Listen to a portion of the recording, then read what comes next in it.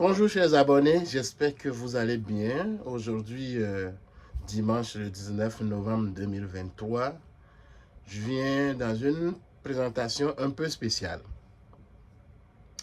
Et comme je l'ai dit au départ, je vais dans une perspective systémique. Quand on parle de l'immigration, il y a plein de choses qui sont impliquées.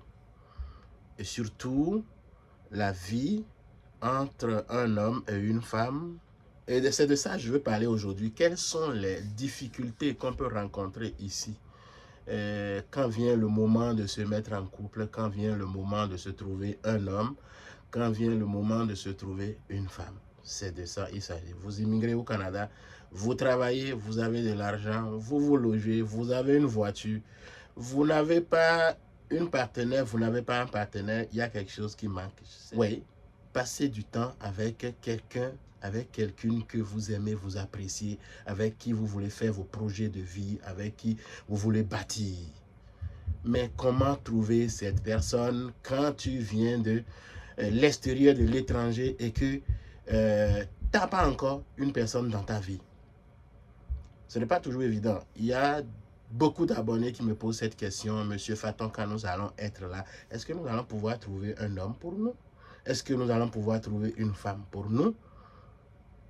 Voilà. Donc, cette vidéo vise à essayer de décortiquer un peu cette situation. Je ne prétends pas donner une solution, donner définitivement une façon de faire. Non, je ne suis pas spécialiste non plus de ce domaine, mais j'ai eu cette grâce de pouvoir expérimenter, de vivre aussi avec une femme québécoise.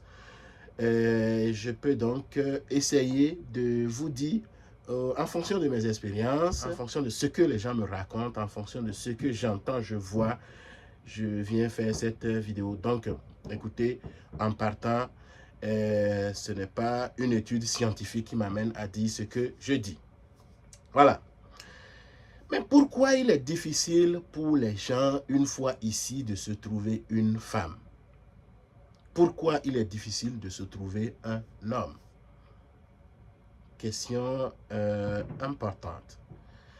Regardez, si vous venez de l'Afrique surtout, des pays comme le Bénin, que je connais un peu plus, la technique de drague, la technique pour approcher une femme au Bénin n'est pas la même ici, c'est complètement différent. Si vous adoptez exactement la même technique au Bénin, ici, probablement que la femme va vous prendre comme quelqu'un qui lui manque de respect, ou comme de l'agression, ou comme de l'harcèlement. Donc, ici, c'est différent, ça va. Beaucoup plus de façon très douce, de façon un peu cachée, je vais dire. Et ça.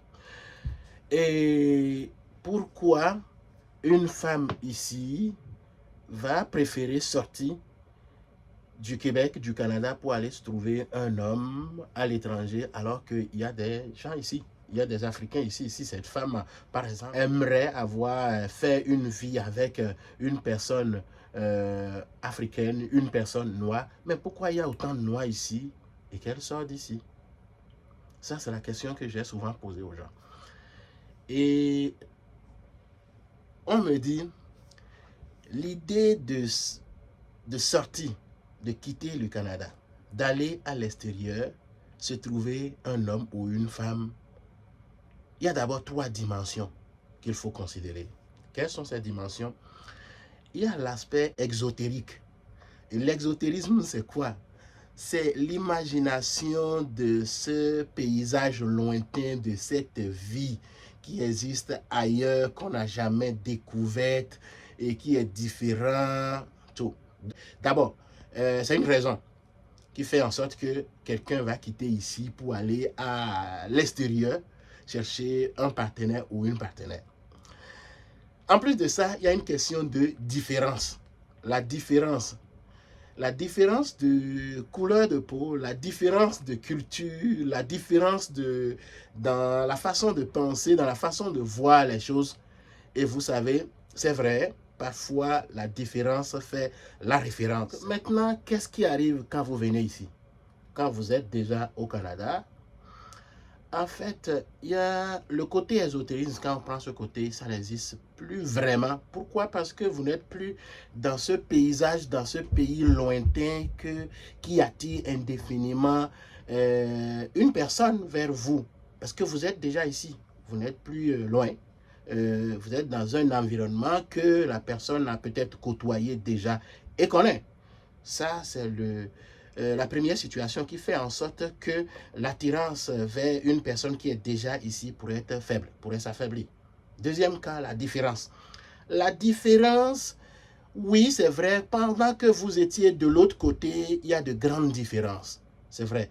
Ces grandes différences au niveau surtout de la culture, au niveau de la façon de voir, de vivre les choses, de raisonner même. Mais quand vous venez ici, la culture qui est ici, la culture dans laquelle vous êtes, a déjà eu probablement le temps d'influencer votre différence. Oui, vous êtes différent physiquement, mais votre pensée de raisonner, votre pensée de voir, de comprendre les choses, s'apparente maintenant à cette manière de vivre ici, de penser ici. Ça veut dire que cette différence-là qui pourrait attirer un homme ou une femme vers l'international, vers un autre pays, elle est déjà atténuée, cette différence. Voilà. Donc, pour finir, ce troisième point, ça peut être la personnalité, le caractère, la force de caractère. Donc, si je résume, il y a trois choses. Il peut y en avoir plus.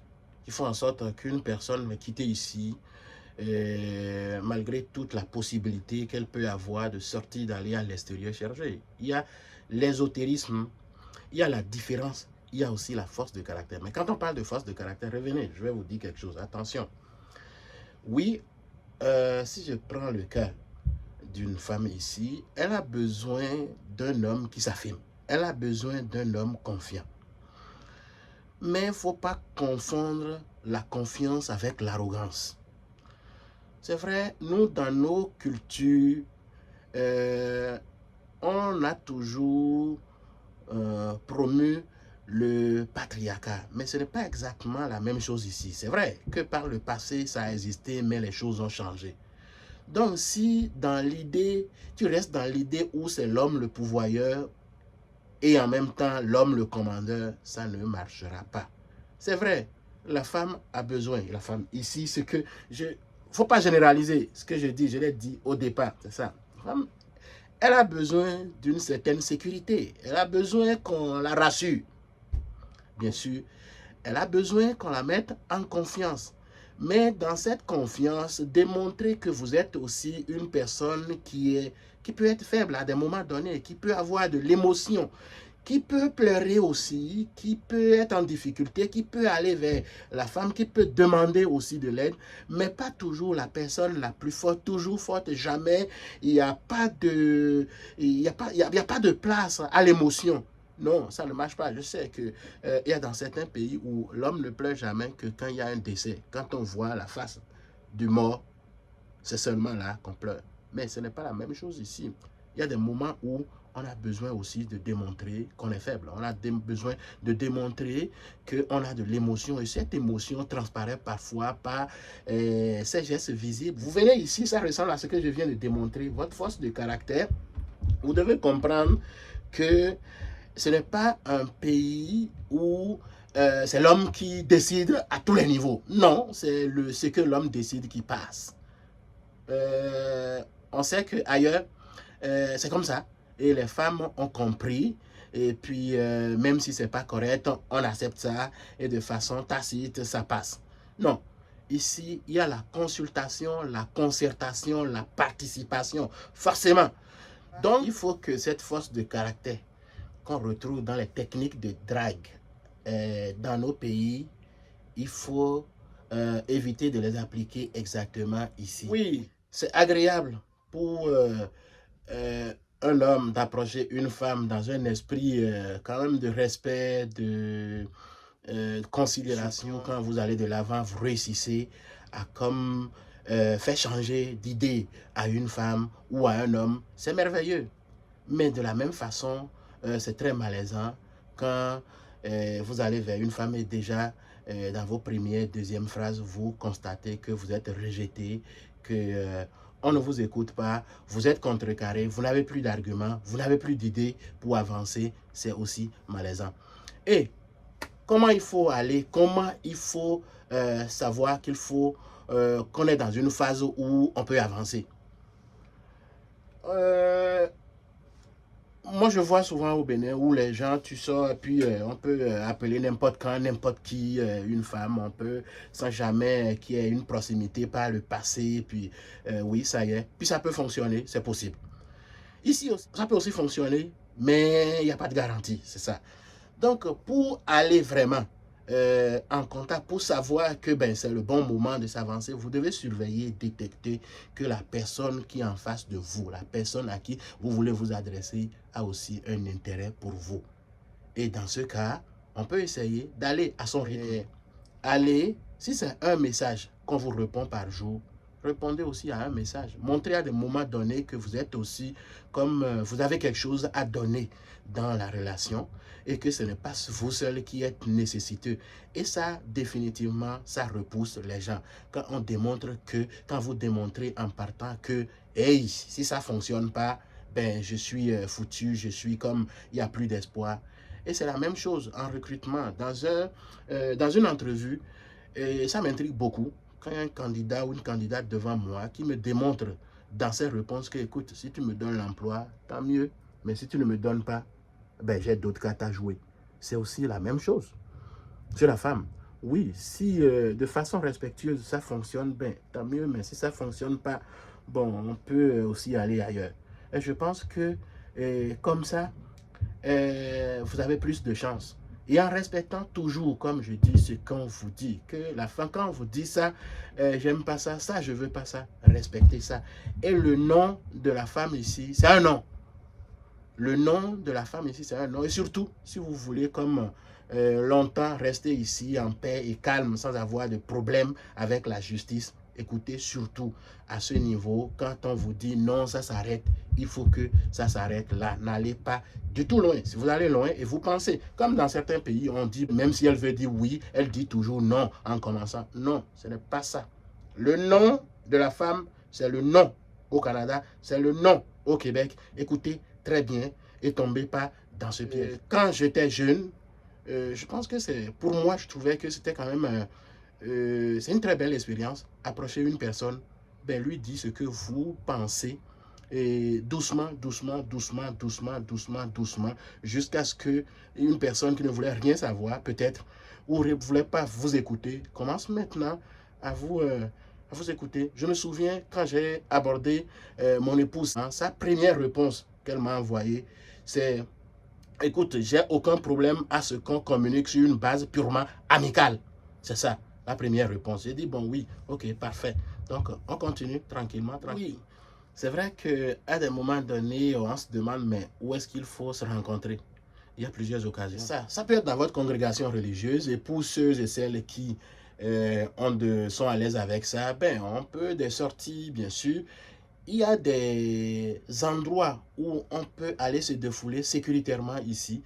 Mais pourquoi pas rencontre? C'est pour ça que à l'université, n'importe où, cherchez à vous impliquer dans les activités sociales. On peut rencontrer une personne pendant que vous vous entraînez. On peut rencontrer une personne dans plusieurs conditions. Donc, c'est ça.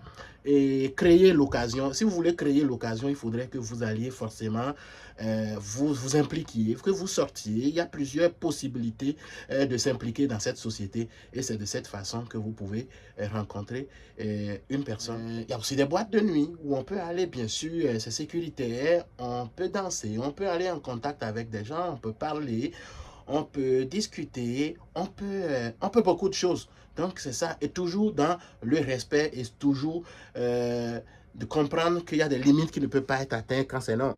Bon, ce sera tout pour cette présentation. J'espère qu'elle vous a fait du bien. Si tel est le cas, je vous invite à l'aimer, à la partager. Abonnez-vous à ma chaîne YouTube si ce n'est pas encore fait. Et à bientôt, Mathieu.